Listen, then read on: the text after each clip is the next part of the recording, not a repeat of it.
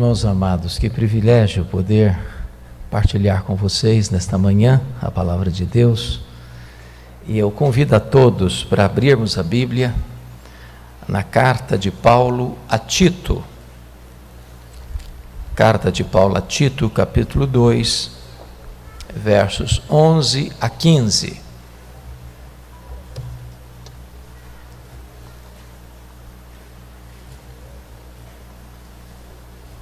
Carta de Paulo a Tito, capítulo 2, versos de 11 a 15.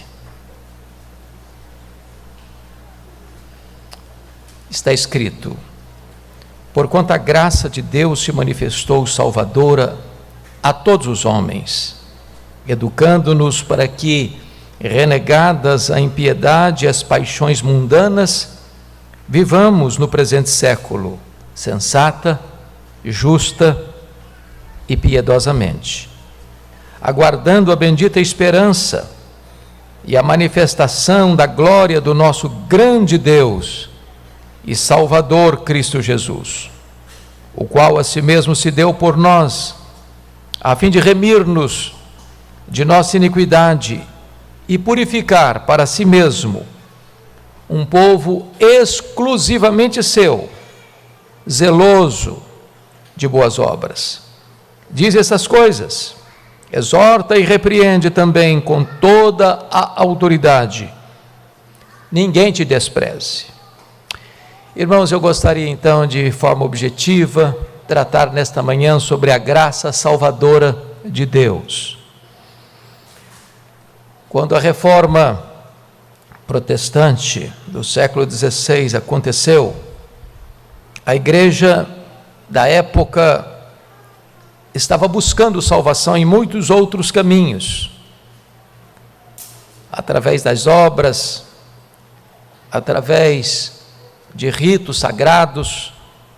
A igreja havia se apartado da pureza e simplicidade do Evangelho. A igreja estava comercializando o perdão de pecados, deturpando a mensagem de Cristo e induzindo o povo ao engano e ao erro. Quando então, no dia 31 de outubro de 1517, o monge agostiniano Martinho Lutero vai fixar nas portas da igreja de Wittenberg, na Alemanha, as chamadas 95 teses contra as indulgências, deflagrando esse movimento que certamente é o maior na história da igreja desde o Pentecostes. Não foi uma inovação, foi um retorno. Não foi busca de novidades, foi retornar ao cristianismo apostólico. Não foi introduzir novas doutrinas ou novidades, mas retomar a simplicidade do Santo Evangelho de Cristo, mostrando a salvação exclusivamente pela graça, não pelo merecimento humano. E hoje eu gostaria de, tratando deste assunto, sola gratia, sua graça, expor aos irmãos esta preciosa passagem escrita pelo apóstolo Paulo a Tito. Tito está em Creta. Quando Paulo saiu da primeira prisão, no interregno da primeira para a segunda prisão em Roma, ele deixou Timóteo em Éfeso e deixou Tito em Creta. E Tito recebe esta carta de Paulo e ele a escreveu entre as duas prisões, quando também escreveu o 1 Timóteo. E esta carta tem uma característica diferente das demais. Via de regra, a metodologia de Paulo era primeiro dar a doutrina, depois fazer a aplicação. Primeiro dar o fundamento teológico, depois aplicar para a ética cristã. Mas nesta carta ele inverte. Primeiro ele dá o dever, depois ele dá a doutrina. Essas duas coisas caminham sempre juntas. Na verdade, a ética é filha da teologia. Na verdade, você faz aquilo que você crê. Primeiro tem um fundamento teológico, depois vem a prática deste fundamento. E aqui agora, no texto lido, Paulo vai dar este fundamento. falando sobre a graça salvadora. E eu quero destacar aqui algumas verdades. A primeira delas é a manifestação da graça. Notem comigo o verso 11. Porque a graça de Deus se manifestou. Esta palavra, manifestou, é uma das palavras mais ricas do Novo Testamento, é a palavra epifania. É a manifestação que é usada, por exemplo, a segunda vinda de Cristo. A epifania. E a graça se manifestou como? Em Cristo. O Verbo se fez carne e habitou entre nós, cheio de graça. A graça é a expressão da própria pessoa e da obra de Cristo. Seu nascimento, sua vida, seus ensinos, seus milagres, sua morte, sua ressurreição. A graça tem nome, tem endereço. A graça é a expressão do próprio Redentor. Mas aqui quero destacar algumas questões da manifestação dessa graça. Primeiro, a origem da graça. Vejam vocês, porquanto a graça de Deus. A graça está ancorada na própria pessoa de Deus. Ela emana do próprio Deus. Ela procede do próprio Deus. Deus é o autor da graça, a fonte da graça, a origem da graça. E esta graça, obviamente, procedendo de Deus, é revelada e manifestada em Cristo. Mas notem, em segundo lugar, que não apenas a origem da graça, mas Paulo fala também da natureza da graça. O verso 11 diz: porquanto a graça de Deus se manifestou salvadora. Em outras palavras, nós não temos outra fonte de salvação a não ser a graça salvadora de Deus. Não há salvação em nenhum outro nome, a não ser no nome de Cristo. Não há outra possibilidade do homem ser salvo, a não ser pela graça. O apóstolo Paulo é categórico, peremptório, decisivo em dizer isso: pela graça sois salvos, mediante a fé. Isso não vem de vós, é dom de Deus, não de obras, para que ninguém se glorie. Amados irmãos, o que é a graça? Como entender a graça? Eu já usei essa ilustração aqui algumas vezes e vou repeti-la por amor às pessoas que nos visitam nesta manhã. Eu escutei essa ilustração em 1978 e foi contada por Nilson Fanini, pastor batista, quando pregava numa cruzada em Campinas. E ele disse o seguinte: certo professor de escola bíblica dominical, atendendo crianças muito carentes de um bairro que passava por muitas lutas na ordem econômica e social, e essas crianças vinham a ele todos os domingos, e ele ensinava a elas a palavra de Deus. Mas uma delas se destacou. Era a criança mais carente, as roupinhas surradas e às vezes puídas, pés descalços. E esse professor um dia tomou a decisão de ir a uma loja comprar roupas, calçados, material escolar, até brinquedos, e começa a subir o morro para levar esses presentes àquela criança.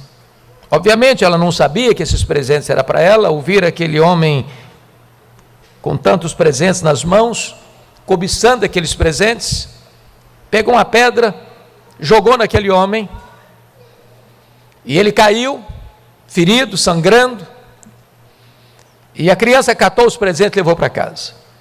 Quando aquele homem melhorou, ele voltou à loja, comprou os mesmos presentes, tomou o mesmo caminho, em direção à casa daquele menino. Ele chega à casa, bate a porta, o pai constrangido vem atender, e o professor disse: eu vim trazer esses presentes para o seu filho. E o pai, tomado por um senso de consciência, de justiça, disse: o meu filho machucou o senhor, foi ele quem jogou aquela pedra no senhor, o meu filho não merece esses presentes. E o professor respondeu: o seu filho não merece, mas o seu filho precisa. O seu filho precisa. Isso é graça. Eu não mereço, você não merece, mas nós precisamos da graça salvadora de Deus.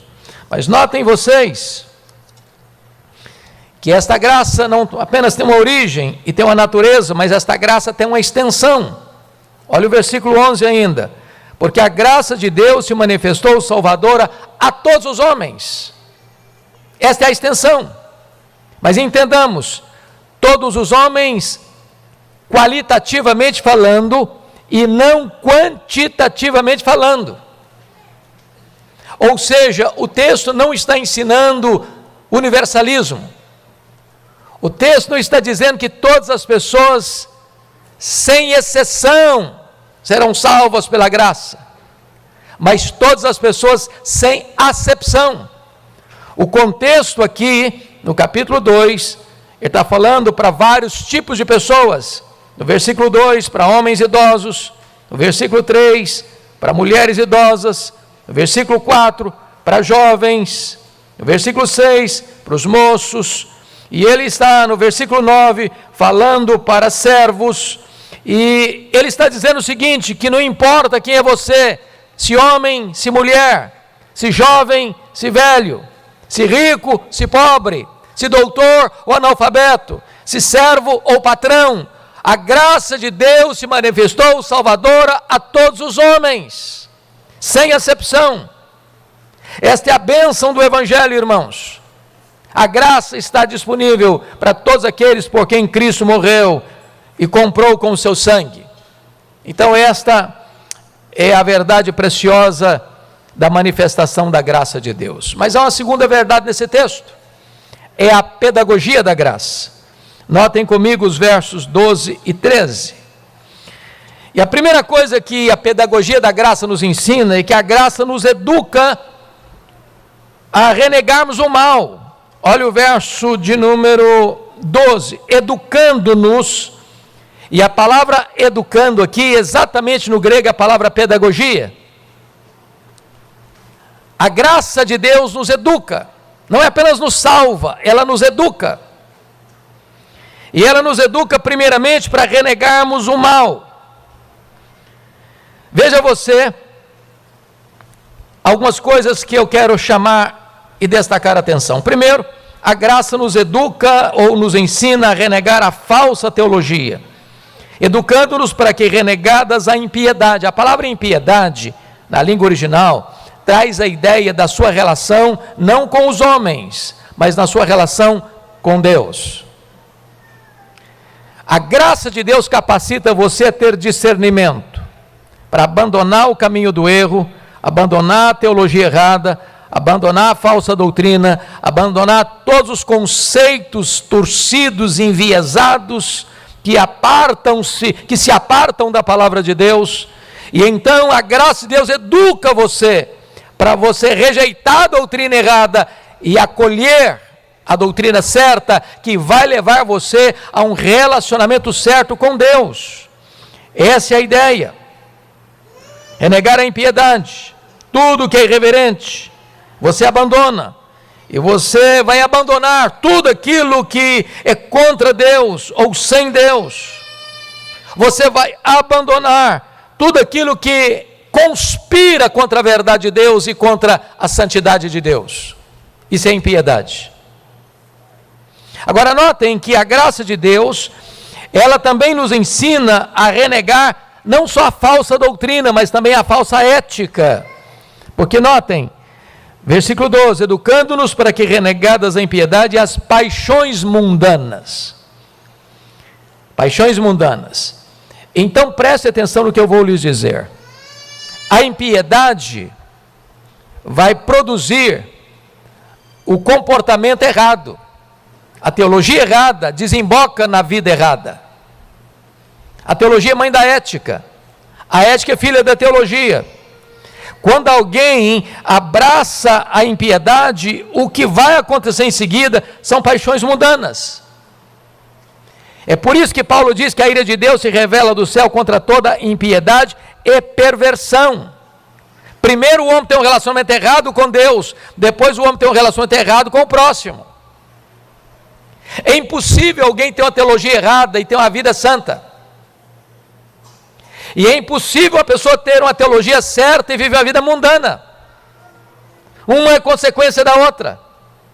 A graça de Deus nos equipe e nos educa para renegarmos as paixões mundanas, a vida errada. Mas notem comigo, irmãos, que a graça de Deus é pedagógica, não apenas para nos ajudar e nos educar a renegarmos o mal, mas a graça nos educa para praticarmos o bem. Olha comigo o versículo 12b.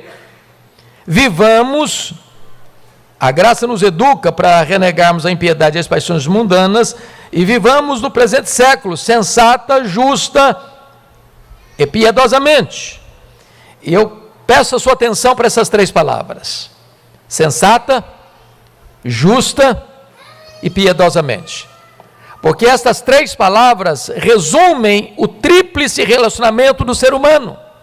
Primeiro, relacionamento com ele mesmo. Segundo, relacionamento com o próximo. Terceiro, relacionamento com Deus. Vejamos isso. A graça nos ensina o correto relacionamento com nós mesmos. Nós devemos viver no presente século de forma sensata. Esta palavra sensata, na língua original, ela traz a ideia de prudência, autocontrole, moderação, sensatez, nos impulsos, nas ações e nas reações. É a maneira correta de você lidar com você mesmo.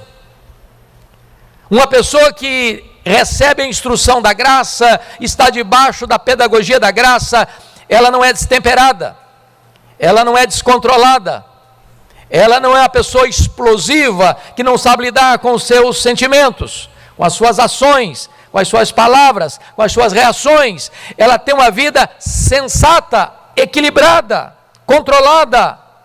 Essa é a ideia.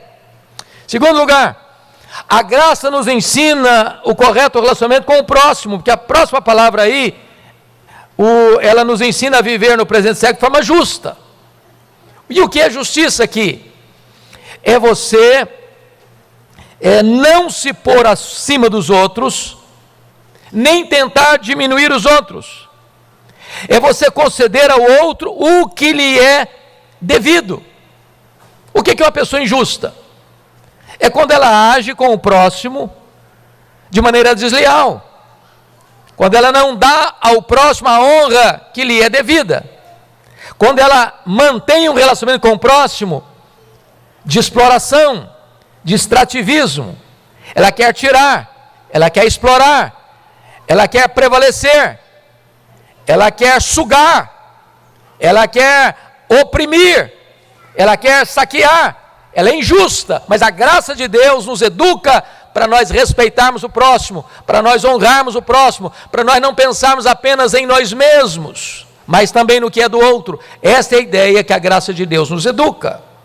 Mas em terceiro lugar, a graça de Deus nos educa também para um correto relacionamento com Deus. E aí vem a terceira palavra, para nós vivermos no presente século de maneira piedosa. Piedosa. Aqui é o seu relacionamento com Deus, é a sua intimidade com Deus, é a sua comunhão com Deus, é a sua vida de relacionamento íntimo com Deus. É a graça de Deus que nos educa para isso, irmãos. A graça não apenas nos salva, a graça nos educa depois da salvação que recebemos em Cristo, para vivermos uma vida digna do Evangelho, num relacionamento certo com nós mesmos, com o nosso próximo e com Deus. Mas notem mais, meus amados irmãos, a graça, em terceiro lugar, nos educa para aguardarmos a manifestação do nosso grande Deus e Salvador Jesus Cristo. Versículo 13, aguardando a bendita esperança e a manifestação da glória do nosso grande Deus e Salvador Jesus Cristo. Preste bem atenção que a palavra, de novo aqui, é a palavra epifania, a mesma que apareceu no verso 11, manifestou. Então note você que ele está falando que existe uma epifania da graça e existe uma epifania da glória. Onde tem graça, tem glória. Quem é salvo pela graça, aguarda a bendita esperança, uma rica esperança, uma viva esperança, a esperança da volta de Jesus, a esperança de estarmos com Ele para sempre, a esperança de reinarmos com Ele por toda a eternidade, a esperança de termos um corpo semelhante ao corpo da glória do Senhor Jesus, a esperança de que o pecado que já foi vencido, mas ainda habita em nós, não reine não apenas em nós, mas não esteja presente em nós. Agora estamos salvos da condenação do pecado. Agora estamos sendo salvos do poder do pecado, mas então seremos salvos da presença do pecado. Esta é a nossa bendita esperança. Mas eu quero concluir, em último lugar, nós vamos ver não só a manifestação da graça, não só a pedagogia da graça, mas em terceiro e último lugar, a operação da graça. Confira comigo o versículo 14. O qual a si mesmo se deu por nós, a fim de remir-nos de toda a iniquidade e purificar para si mesmo um povo exclusivamente seu, zeloso de boas obras.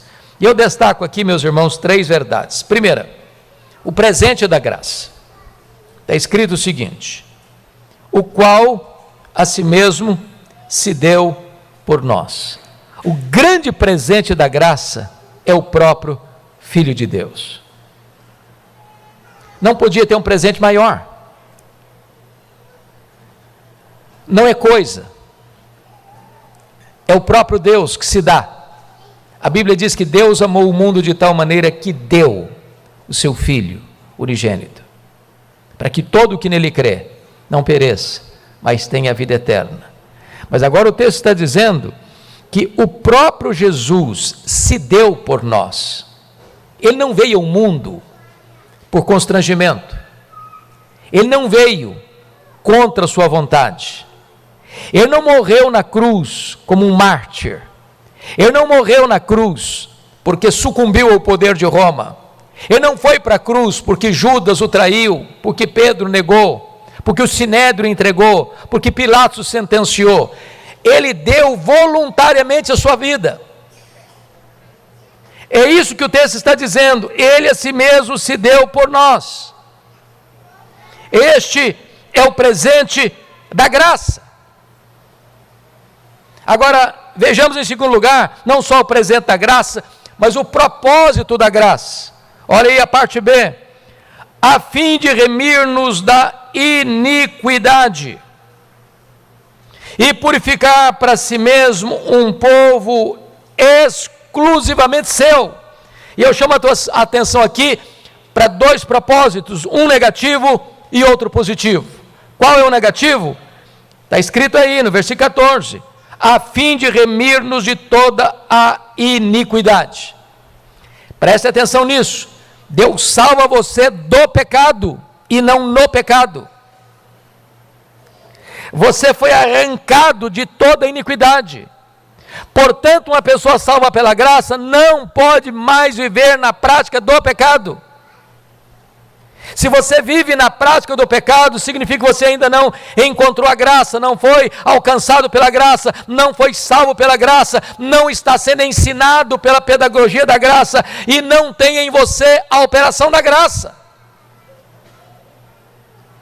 Deus não nos salvou no pecado, Deus nos salvou do pecado. Mas tem um propósito positivo, não só negativo. Qual é o positivo? Olha aí o versículo 14. E purificar para si mesmo um povo exclusivamente seu. Note você que o povo de Deus tem 2 características: é um povo limpo e é um povo exclusivo. Onde não há santificação, não há evidência da graça. O povo de Deus precisa ser puro, porque Jesus morreu para remir-nos da iniquidade, de toda iniquidade, e também purificar-nos. Nós somos o povo exclusivo de Deus, nós somos a herança de Deus, nós somos a menina dos olhos de Deus, nós somos a delícia de Deus, e Ele comprou-nos e remiu-nos e purificou-nos para sermos exclusivamente dEle. Ele tem ciúmes de nós, Ele não nos partilha com o mundo e com o pecado, quer que sejamos exclusivamente seu. Esta é a pedagogia da graça, esta é a operação da graça. Mas concluo mostrando aqui não só o presente da graça e o propósito da graça, mas aqui também o resultado da graça. Olha a parte final do versículo 14. Um povo exclusivamente seu, zeloso de boas obras. Zeloso de boas obras. Essa questão de fé e obras tem sido debatida ao longo dos séculos.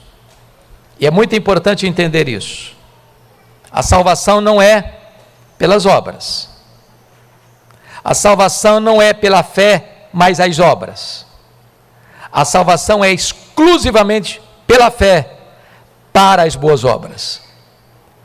As boas obras não são a causa da nossa salvação, mas as boas obras são a evidência da nossa salvação. Uma fé que não produz obras é uma fé morta.